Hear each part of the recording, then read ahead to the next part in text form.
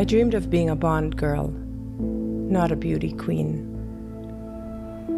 I joined Miss Philippines on a dare against all red flags. In the blink of an eye, I was crowned, and in a few weeks, on a plane to the Miss Universe pageant, wearing my country's flag in my heart, red field on top, like a weary soldier going to war.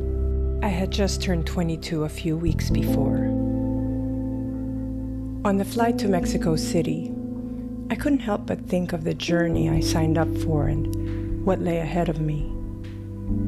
There had already been so much unexpected drama at the start of the local pageant. Gossip mongers trying to tear me down, media feasting on detractors, fabricated stories, not to mention the shockingly unruly crowd who hurled foul language at me during my Q&A portion. Imagine that, times 10, when I was announced the winner. It's ironic my crown slipped off shortly after coronation. Perhaps too much negativity in the air, or was it a foreshadowing? I never expected so much ugliness. Where was beauty in all this? Why is it even called a beauty pageant? It felt like I went to war, came back, and was never the same. I grew up with a mom who made me feel like the most beautiful person in the world. Not being pretty enough or not being good enough was rarely an issue in my teens, but it was hard to keep my chin up this time. The Miss Universe pageant was a welcome respite from the chaos back home. Most delegates were on a mission to bring home the crown, and building friendships was not a priority. I was okay with that. It helped me stay focused.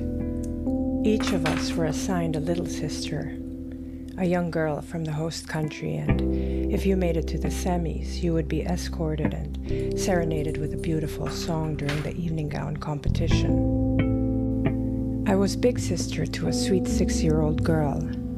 We wore matching sashes.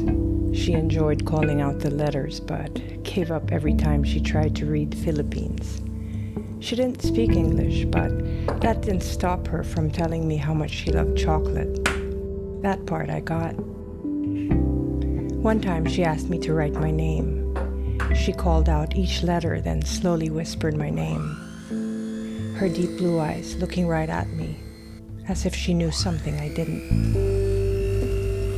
I was struggling with a feeling of emptiness while getting dolled up that morning. After months of thinking about how I need to be, how I need to act, what I am to wear, what I am to eat, what I need to say, changing parts of me to be liked, to belong. I felt I had betrayed myself. I remember staring at the mirror in tears, looking for myself, not at myself.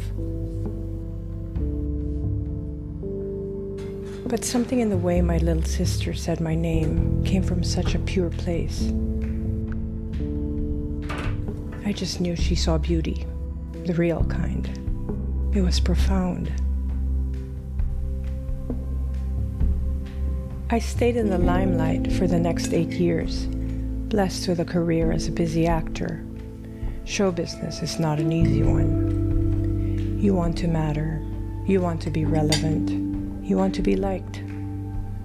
But I was grateful for the early lessons from the pageant. Slowly, I learned to choose my battles and have grace under fire.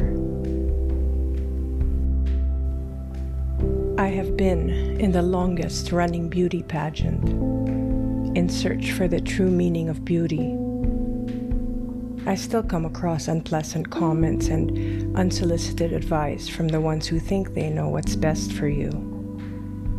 Until some years back, I'd still get triggered.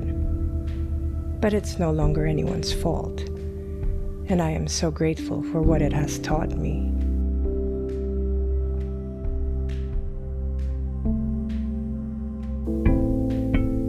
Those reactions took me on a journey inside where the answers came at my own pace, without pressure, without judgment, in my own time, and sometimes even 27 years later. But it's a coronation like no other. Crown in place, chin held up high, blue field on top. There is nothing more queenly and more beautiful than a woman who can hold her own. When you own yourself, nothing else can define you. Not a title, nor a crown, not even James Bond.